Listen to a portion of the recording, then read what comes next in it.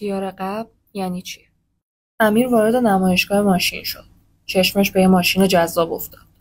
فروشنده گفت این ماشین امروز فقط 10 میلیارده. اگه بخوای میتونی بخریش. امیر خیلی سریع پول رو پرداخت کرد و ماشین رو خرید. وقتی پشت ماشین نشست احساس غرور میکرد. فکر میکرد بهترین خرید زندگیش رو انجام داده. امیر ماشین رو به بهترین دوستش که نمایشگاه ماشین داشت نشون داد و با ذوق گفت نگاه کن. اینو خریدم فقط 10 میلیارد. دوستش جا خورد و گفت امیر خیلی گرون خریدی. ارزش واقعی این ماشین 3 میلیارد بیشتر نیست. امیر با خودش گفت پس من ضرر کردم؟ الان باید چیکار کنم؟ همون لحظه وکیل ظاهر شد و گفت این دقیقاً همون جاییه که خیار قبل به کارت میاد.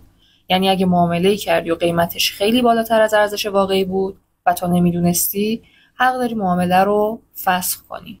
امیر تصمیمش رو گرفت و برگشت به نمایشگاه و به فروشنده گفت من میخوام معامله رو فسخ کنم.